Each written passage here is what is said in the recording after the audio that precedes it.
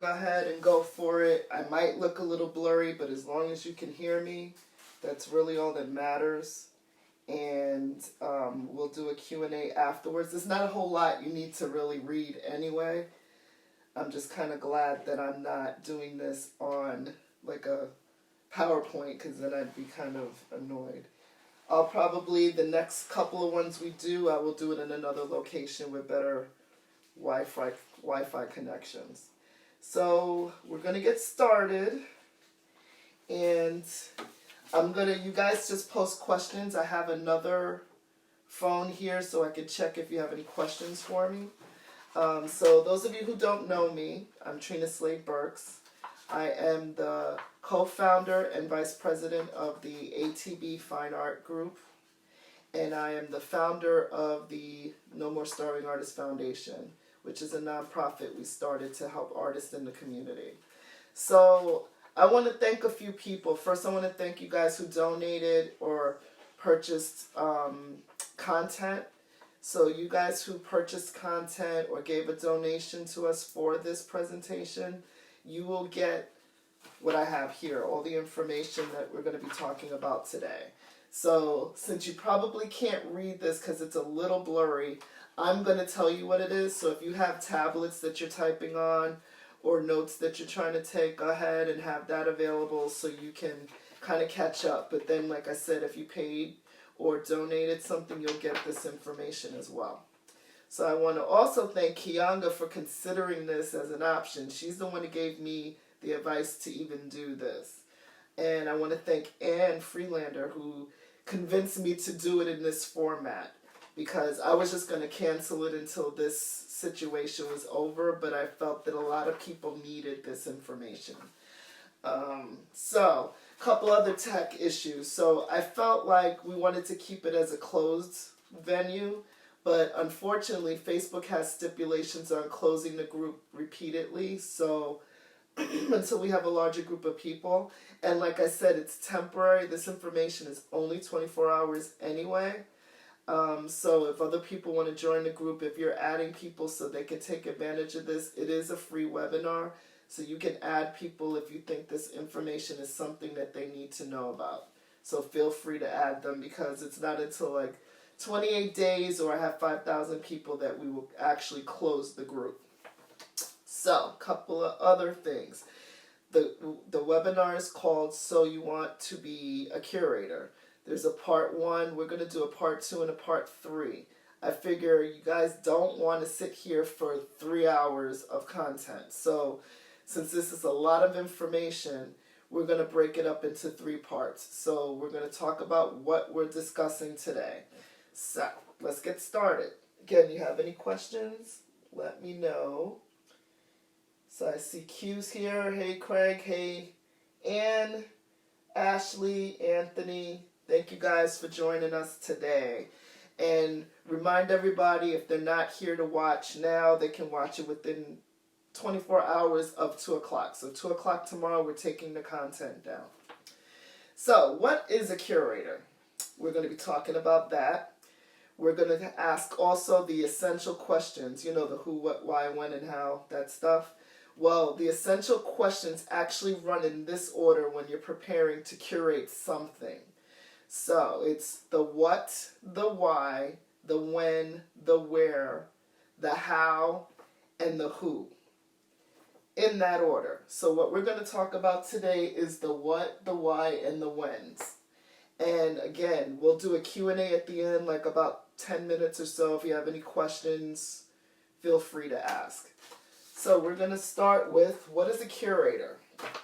So the textbook definition of a curator is someone who is the keeper or the custodian of a museum. So that's true, but that's not the only thing a curator is. The other definition is collection or a person who selects acts for a performance at a music festival. So that's kind of limited to what a curator is. Part of the reason I think that that's the definition is because the communities in these groups of people feel that that's the way they control the narrative. So control the narrative, you control the network. And they want to make it exclusive to their industry. But if you really think about it, a curator is way more than that. Anthony and Craig McGinnis, my business partner who's here right now, can tell you, curator does a whole lot more than just that little bit of stuff. So the way I describe it as a curator is a coordinator of a small or large event that consists of a lot of moving parts. It does not have to be art, and it does not have to be a performance related event. So an example that's non-related to those areas would be like a job fair. You need a curator for that. You need a curator for a college fair, a pet adoption event, a workshop. I needed to curate this process. There's, again, a lot of moving parts. I had to make sure the audio and the visual was right, and sometimes you can't control that. I had to get you the content. I had to set up information for people to apply. I set up something additional so I can get a little bit of capital for doing this if people choose to donate. So there's a lot of different things that a curator does. So I don't want you guys to feel that, oh, well, it's for art, so I need to step back and not take advantage of this. That's why I said to many people who were asking about the webinar and when I was going to do the seminar, they wanted to know, well, I don't do art events. Well, you don't have to do an art event to be a curator. So I wanted that to be very clear so you don't isolate yourself from an opportunity. So it says that the curator pretty much is the person who puts all the information together and they get all the contents that are related, kind of like what we just said. And they base the guidelines and the mission for the event. They're the ones that set the standards of what's supposed to happen. So if you think about it like that, anyone can be a curator. It's a matter of, are you willing to put in the work? And there's a lot of work that goes into curating events. It's not just you walk into a space and it looks beautiful. So I always joke with my colleagues, I say, yeah, Anthony throws up the artwork and it just you just sneeze it out and it's there. Or Craig lines up the acts and they just perform. It's not that simple. It's a lot of planning involved. So the first thing we're going to tackle is the what's, and I have a lot of what questions. So within these what questions, there are going to be a lot of little embedded questions. So this is the part you probably want to listen to, play it back, take notes, just to get a feel for what we're talking about. So we have about, how many what questions? 1, 2, 3, 4, 5 major what questions, and you might have other ones, but these are the ones you really got to think about. So the first one is, what is the event? You want to put this on, but what is the purpose of you putting this event on? What type of event is it? Is it something that is a need? Is it something unique and original? Or has someone done it before? What makes your idea better than the next person? And I wrote some extra notes. You want to make sure that it's worth your time and your money, because honestly, you can't get time back, and sometimes you can't get the money back.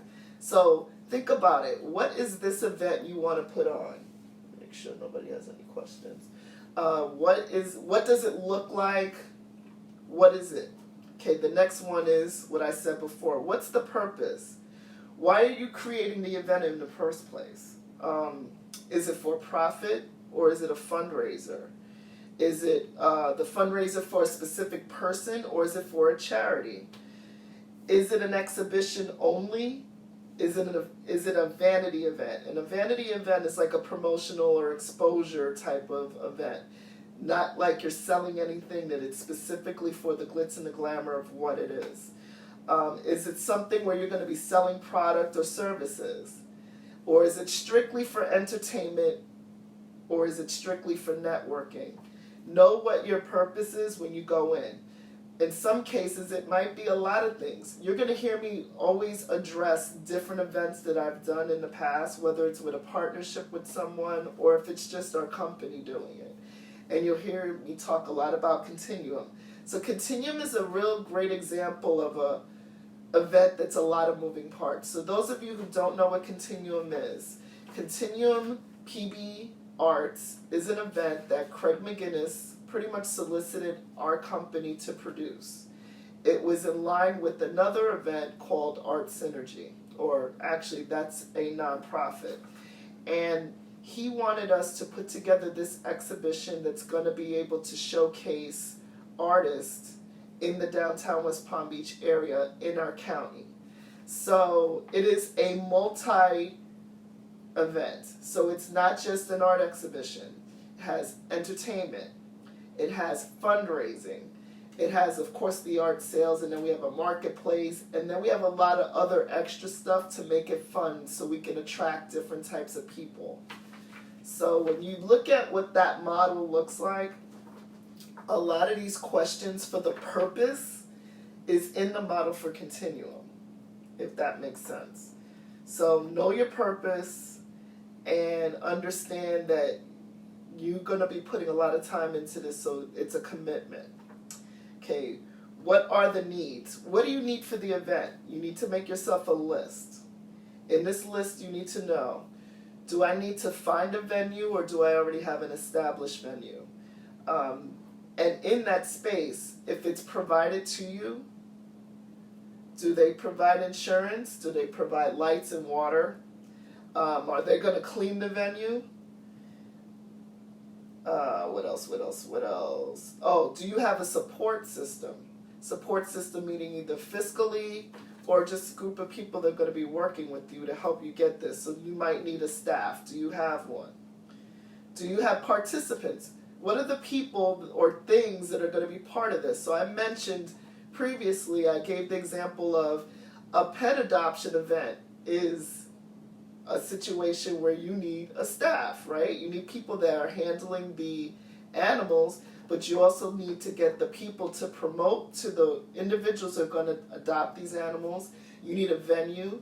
You need to, imagine a venue needs to be able to accommodate animals, obviously. You might have people that own a building and it looks like the great opportunity, but maybe they have allergies and they can't host something like that. So you need to make sure that you have the right people looking for the right stuff to help you do this event for you, with you, I should say. So the participants are also the animals, the dogs and the cats and whatever else you're trying to get adopted. Do you have supplies and equipment? So for instance, if you have an entertainment venue, do you have the equipment that's going to accommodate the sound, for instance, the speakers, the lighting? All those things, that's part of the equipment package you need to think about. Do you have the supplies? You might be booking a teaching artist. You curate that too. Do you have the right materials that this artist needs to be able to do what they need to do for your students? Do you provide refreshments? Do you even have refreshments? Do you need refreshments? There's a lot of art shows where people are trying to pull back on that cost because people are coming for just the refreshments, not for the purpose of the event. So keep that in mind. Do you have, where am I at? Oh, and do you have the capital? That's the most important part. Do you have the funding that can support this idea? Do you need funding? In this case, I don't need the funding to do this. It's in my home. But because we are in a certain circumstance, I do have an option to donate to me, and you get little perks from that donation. So think about that. Sometimes when you donate for certain things, there is an opportunity for the individual to get something in return. And the other thing is, what is the mission? For you, it's probably a certain opportunity. You're getting more opportunities to have this event. And you might want to get paid too, right? But when you're partnering with other sponsors and partners, their mission is going to be different. So for instance, you may partner with somebody or get a sponsor. Their mission is not to get other opportunities with your people other than they want to see numbers. They want to see that their money is put towards an event and there's a lot of people. If you spoke to a sponsor and you said, I guarantee you we can get 1,000 people to this event, and then they see you only got 200 people, they may not be happy because their mission was different from yours. That 200 people might be great for you because those 200 people might have spent money on whatever it is you're trying to promote. But for the people who are involved, that may not be their mission and they're not happy with how things are. So you need to have a conversation with those individuals and explain, circumstances. And we'll get into all that later. For the vendors and the artists that you have involved, their mission is probably solely to sell art. That is their mission. That is why they're engaging. That is why they're putting their dollars behind this. That's why they have their art on the wall. Their mission is solely to sell art. Where for you, selling art is part of the importance, but there are other things. You're getting opportunities for other curating things. So for instance, Anthony and I, and Craig, we don't make money unless we sell art when we do Continuum. That may change in the future, but right now, that's the situation. So the one thing that we look at as business people is that there are other things that we're looking to get out of this than just selling artwork. So keep that in mind. The last what is your final expectation? What do you want as an end result from that event? So when it's said and done and the dust clears, what is it you are looking for that that you accomplished your goal? So I have like a small list.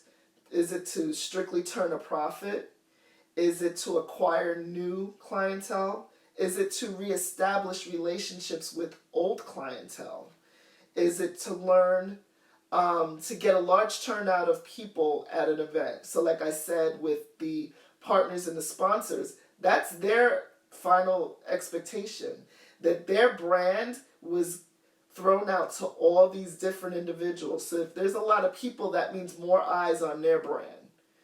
Your brand is irrelevant to them. They're just using you as a tool. So in return, you're using them as a tool. So for them, it's turnout of people. Do you want to be a leader in your field? So an example of that would be Craig, Anthony, and myself with the Continuum brand. We want to be a leader in that field of pop-up exhibitions. People come to us and they're asking us how we facilitated something like that. We got folks in Martin County. We even have people in Miami that are like, how did you do all this? So yeah, we would like to be a leader in this field. So that's part of the expectation. Do you want to become famous and popular? For some, that goes back into the vanity thing, the exposure thing. Some people, it's just about that. There are people in the entertainment industry who bought into the idea of doing these curated art exhibitions because they know that it's a good look for them. They look like that they're cultured, so to speak. So for some, it could be to, increase their fame and to be more popular. So no questions yet? Cool. And then the other thing is to close exclusive deals. So for instance, sometimes you may partner with or even get a sponsorship from a big brand corporation. So for instance, Anthony and myself also did the African Diaspora exhibition. We scored a sponsorship with Bombay Sapphire. So we were able to, from that first experience with them, be able to facilitate opportunities with them that led into the Continuum brand. So then they started doing several different events with us during Continuum. So yeah, we want to close exclusive deals. I can tell you that was pretty big for us because a lot of other people tried to get Bombay to sponsor their events here in Palm Beach County, and they wouldn't do it. And that was an exclusive opportunity to work with our company. And we didn't have any non-disclosure or an exclusive deal. It was kind of understood as a way of securing a good relationship, if that makes sense. So we secured the relationship for about 4 to 5 years with them, which was great. All right, so we've tackled the what's. Now we're going to go into the whys. And the whys are, it's not a lot, but it's something to think about. So again, it goes back to kind of repeating the what's. So why are you doing it? Like, why? A lot of times, Craig and myself and Anthony ask ourselves that question every time an event starts or ends. Why are we doing this? And it takes sometimes one of us to explain.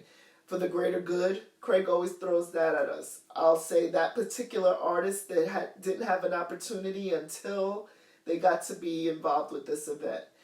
Or Anthony's always saying, well, because we're trying to help a large group of people. So again, it kind of turns full circle.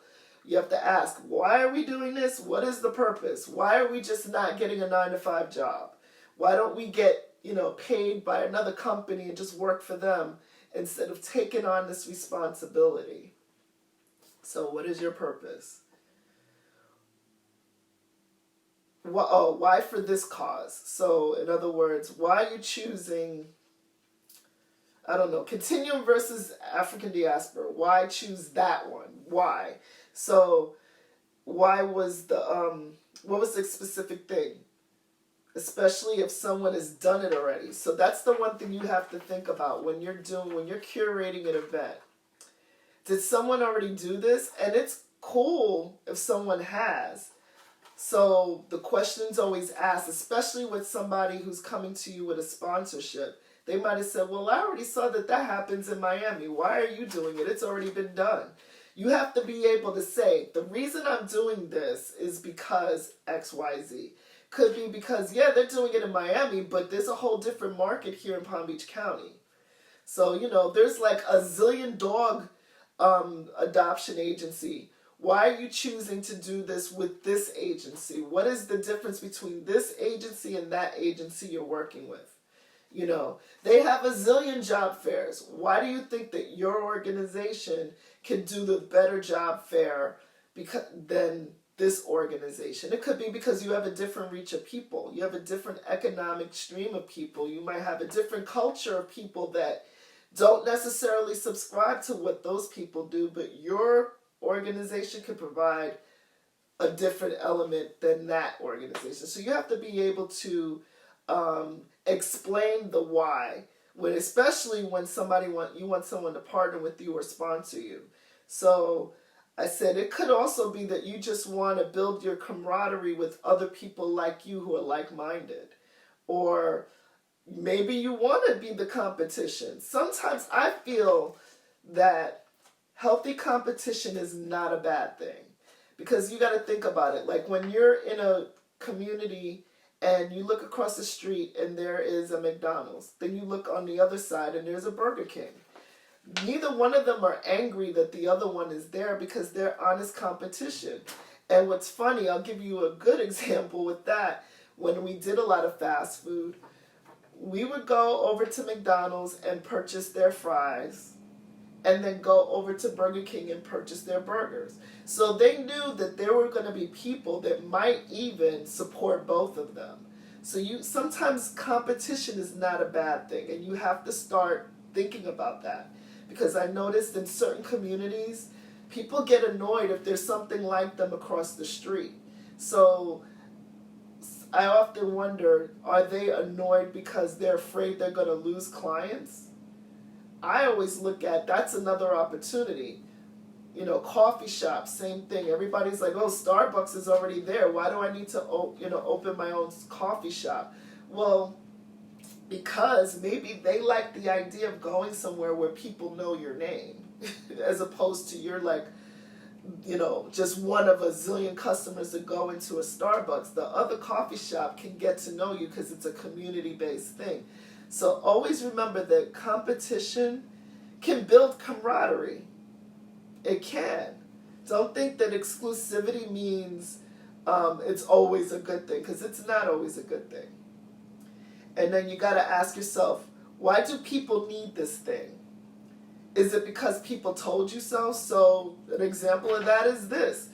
I was opting not to even do it. But Anne felt that there's a need for it. So she's like, why don't you do it this way?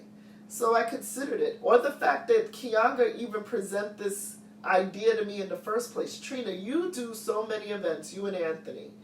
Why not give people the tools that they can use to help them build their goals for, coordinating an art show or a show period? Because it's not easy. It's not easy.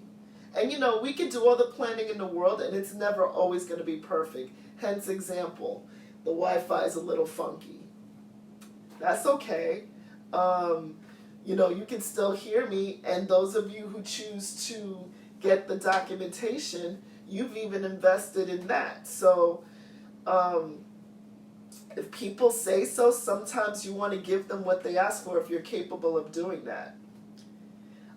Is it because you solely like it? Well, think about it this way. Don't get caught up in what you personally like. Keep thinking about, you might like it, and that'll encourage you to work hard for it, but do other people like it? So pitch it to other individuals. I use Craig all the time as somebody to pitch ideas off of. He does it to us too. We sit down, we have lunch, and we'll talk. Anthony and I and him will talk about it, bounce ideas off of each other. So don't be afraid to do that. One of my former students who's here, she sends me a lot of photos of her work because she wants to get information and ideas and me relay, how you can change that or do this. So a lot of times you want to get that feedback. Are you doing it because it's trendy? So those of you who like to surf Instagram and you're looking at all these popular things that are going on there, cool. But you got to know your network before you jump into a trend, because trends die. If you're just consistent with an idea and grow it as time grows, you can stay away from the trends and be the trendsetter, not the follower. Setting the trend is a lot more healthier than following a trend, because you will always be ahead of the game doing that. Oh, is it because you feel that there are more of this thing that is needed? So why do another art fair? Why do another art exhibition? There's so many. We got a calendar full of them. Why are we doing it? Why are you doing it? So think about that. Is there so many of them that maybe people are getting burnt out? I can tell you, one of the things that you're going to notice is a different trend once people get out again. Before, you noticed that people were so bored with a lot of art exhibitions because there was so many of them and it was inundated with the same artist. I can speak for myself. We got tired of because there were so many of them. But now, because of this isolation thing that's going on right now, you might see a different opinion. Where before people were like, there's so many of them, why are we going to another one? So keep that in mind. Do you want to be a competitor? So going back to the competition thing. Again, competition is healthy. Competition is not a bad thing. The one thing that I will say though, is really think about what you're competing in. And are you strong enough to compete? Because if you're not, don't put yourself emotionally in that, because what can happen is you can get disenfranchised with not just your competitor, but a lot of the people who didn't support you. So you have to be strong enough to be a competitor, and if you know that you're not strong enough, don't compete. Oh, do it now. Don't wait until you're in it and then you're frustrated.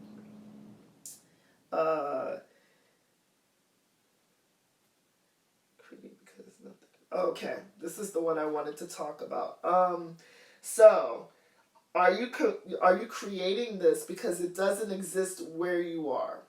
So, a great example of this is the Paint by Numbers project. So, a friend of mine named Cecily Mathis had approached us. It was 2005, 6, or 7, somewhere in there. And she was talking about something she experienced in Atlanta, and she had never seen it here.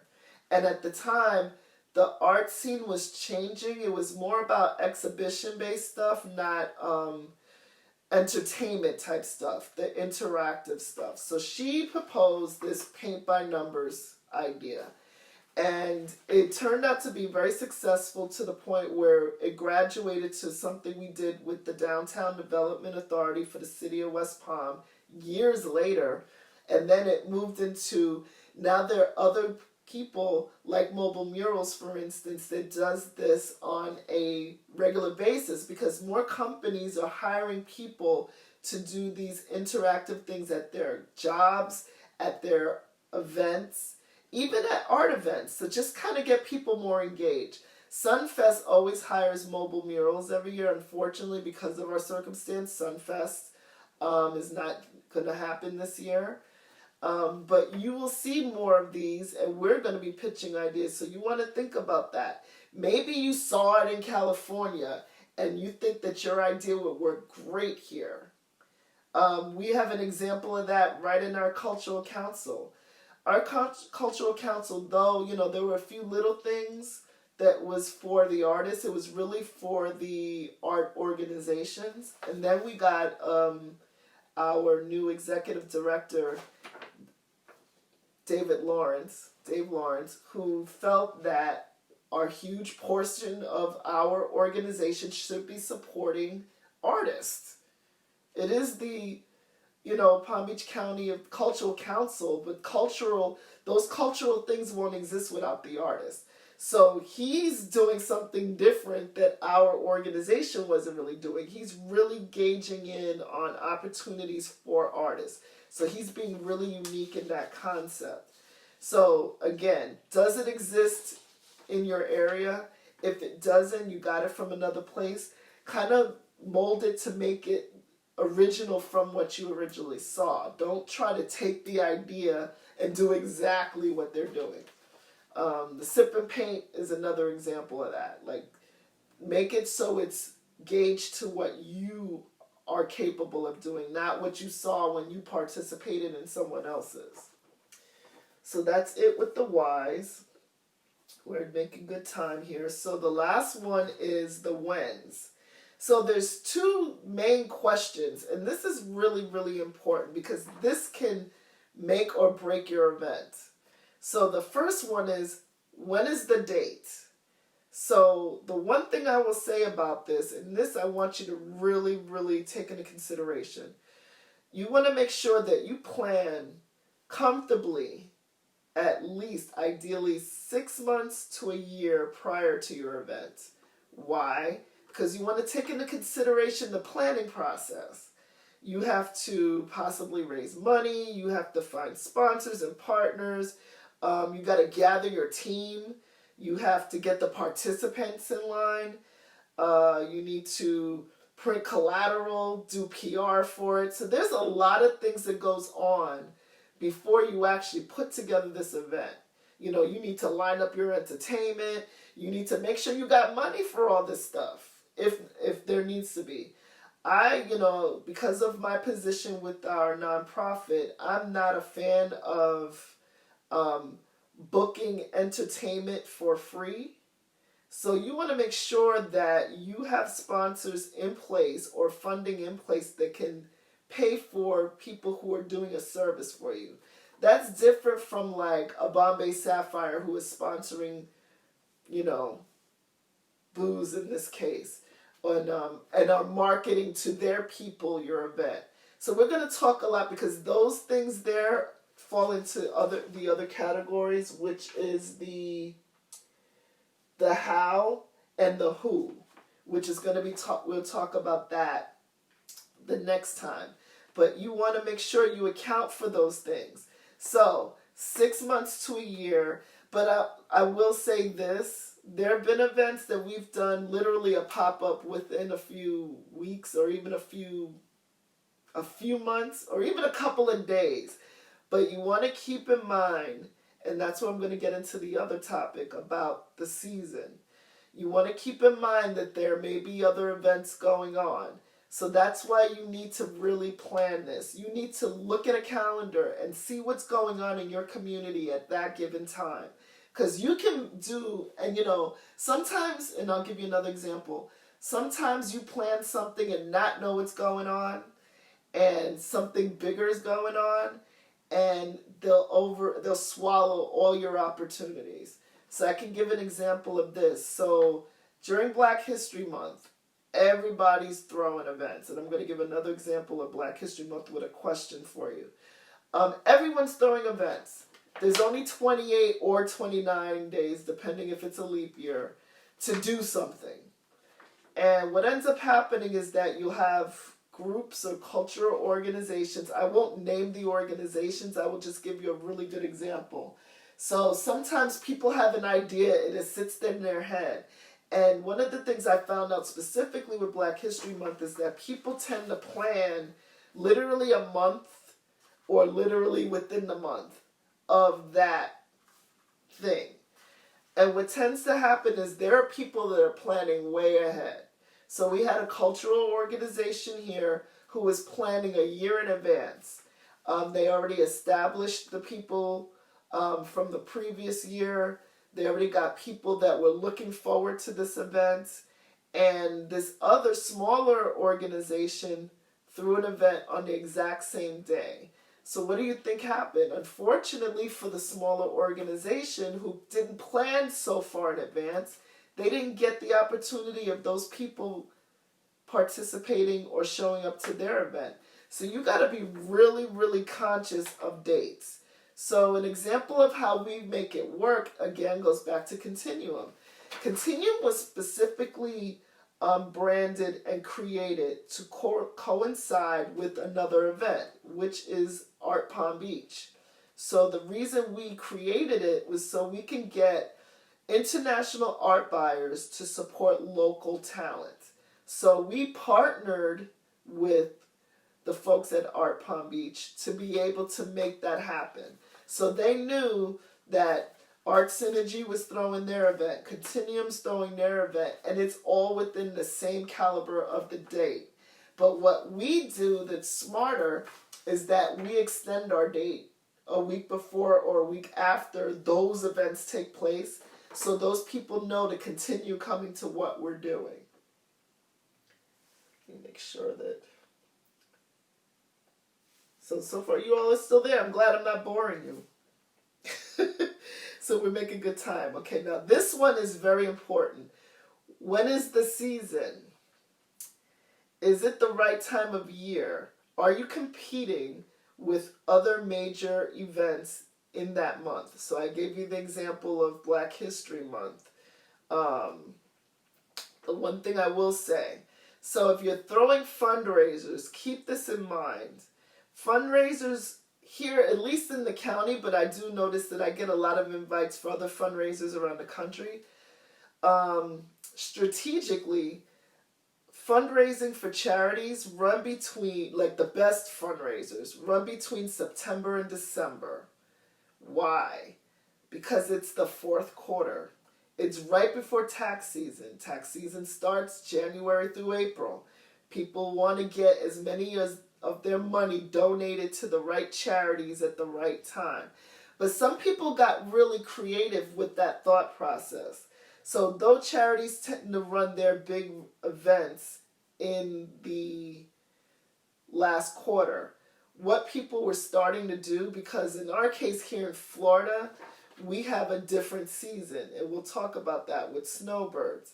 So there have been a few charities that have creatively, right after tax time or right in the midst of tax time, trying to get those people who get their tax money back and their deductions accounted for. So they choose to have fundraisers in April. And if you guys remember, the United Way used to do their Great Give online in April, like March and April. And a lot of times there's new money for the new year that people are contributing. So really keep those kind of thoughts in your mind, especially those of you who are doing fundraising. Look at the calendar to see who's doing the big fundraisers so you are not competing with those guys, but you still want some of those dollars for your fundraiser, for your charities. And the other thing we want to think about is the season for things like art events. So strategically in Florida, and I'm giving examples of our area, you got to embed what works for you in your community. So in Florida, October through April is art season. So a lot of times that's when people are starting to get those snowbirds. And what is a snowbird? People who come from up north to escape the cold.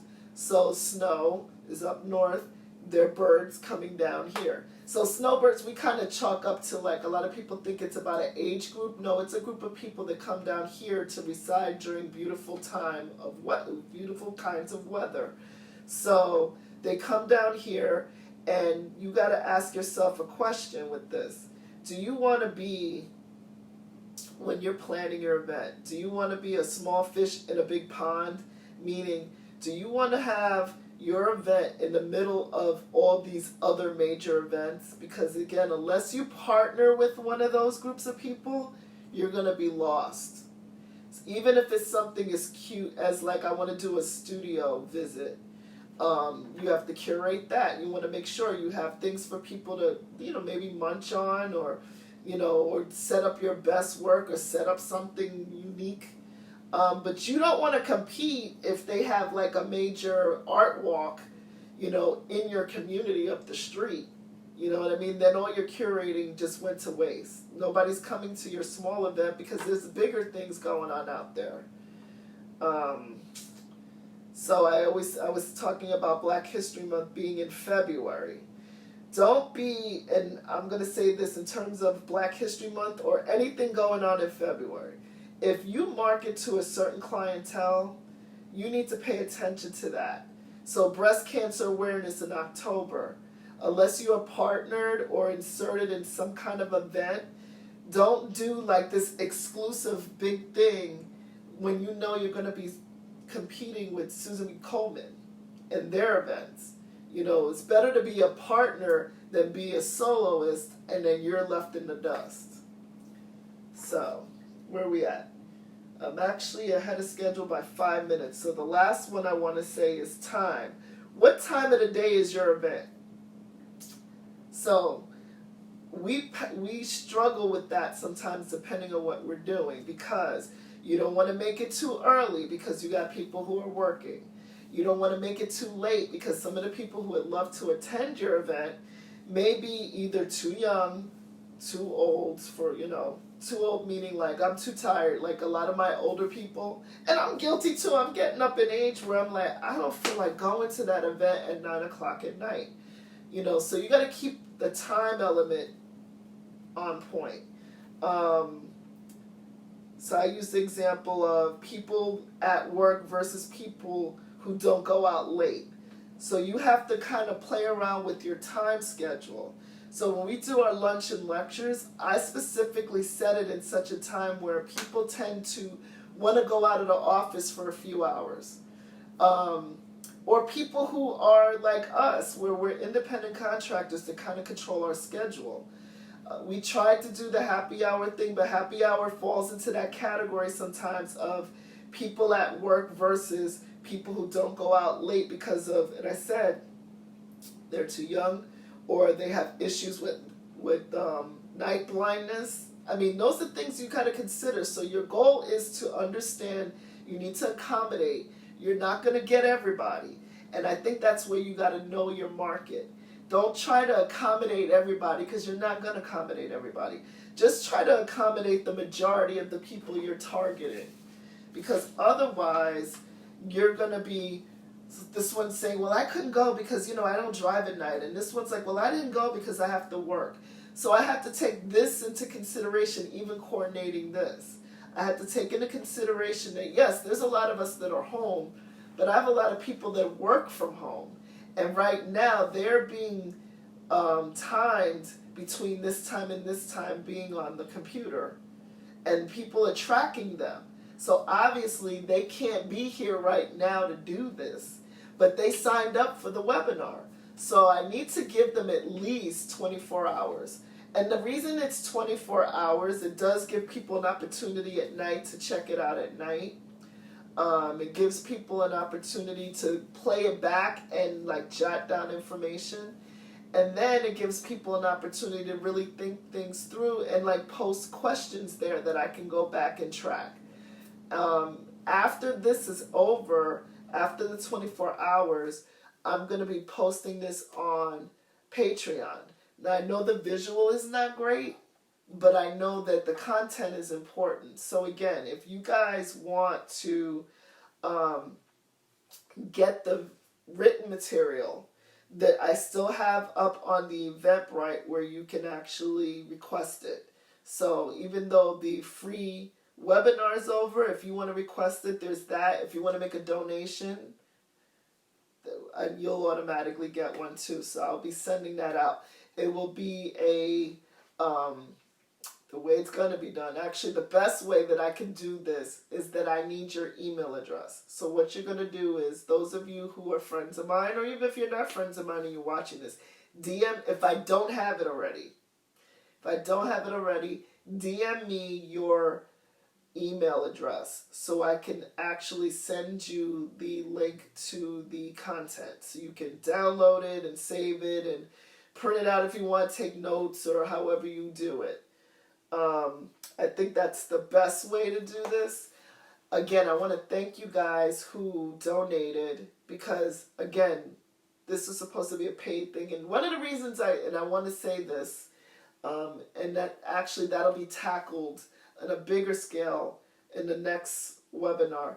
We charge for these because we do pay for food, because usually we have food, but we also pay the speakers, pay them something for their time. So in this case, because I'm at home and there is an overhead, but not a major overhead, I decided this information is way more important to give it for free, temporarily, of course. And if people want to donate to us, they can, So do we have any questions? I think we're pretty self-explanatory. So a little bit about what we're going to talk about in the next 2 webinars. So hopefully this all made sense to you. And I know it was a lot of information. And considering that there's no way I would have been able to do the other 3 plus a breakdown of start to finish. There's no way I could have done that in an hour.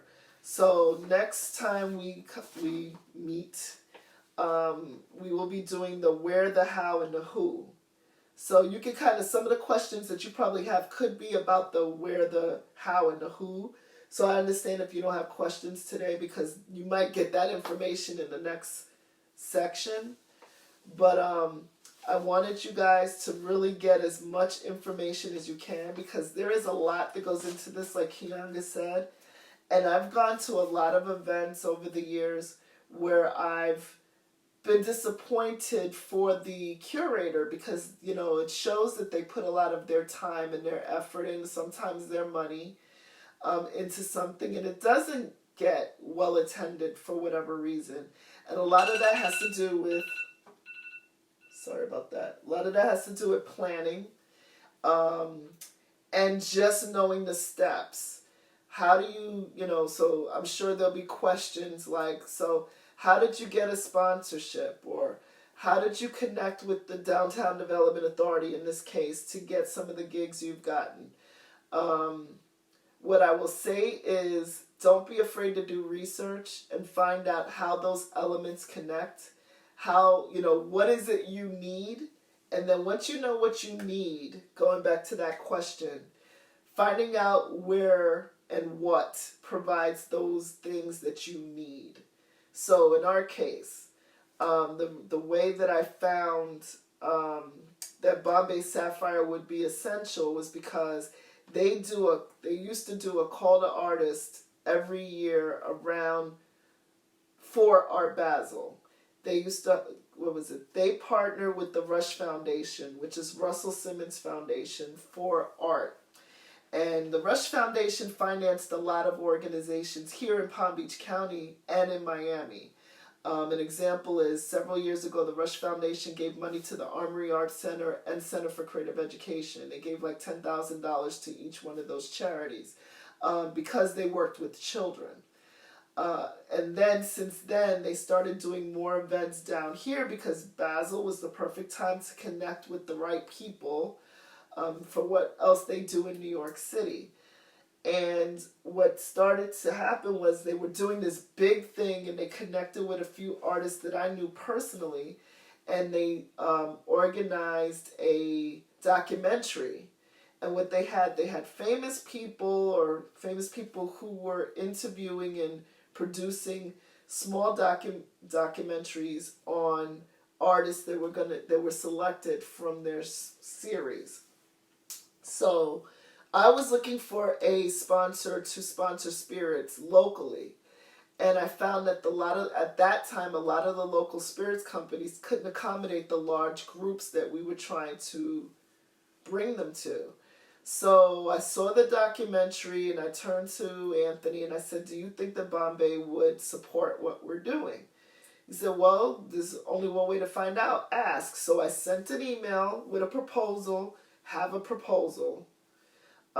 with what our goals were, why I felt that they would be a good match for what we're doing, because they exclusively were working in Miami. At the time, they weren't even dealing in Broward. At that time, they were only working in the Miami market. And my goal was for them to understand that we could try to get this community to support you guys, because it's pretty much a vodka, beer, and rum community. And me doing my homework, I found the research and I found that out. So what I intended to do was to build a relationship with them, to bring them here so that the groups of people who normally don't necessarily support gin would consider it. And what we found out is the arts community loves to go to events that have booze, free booze at that. So it was I took the opportunity to do that, and it just made sense. So what you got to do, you have to do your research. Know who you're trying to target. Know your market. And then when you start soliciting for sponsors, understand that they want to know that you know their market. So let me look real quick. I lost you guys on my other phone. So does anyone have any questions? Does that make sense?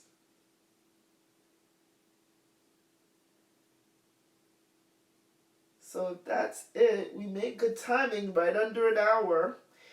And if you have any other questions, don't hesitate to shoot me a message. You guys who did the donation, I will be sending you the content later on today. If you decide later on, any of you who want the content, you can go to our Eventbrite, and I will send you the content immediately. So that's it, guys. Thank you for signing in, and I will see you next time. Bye.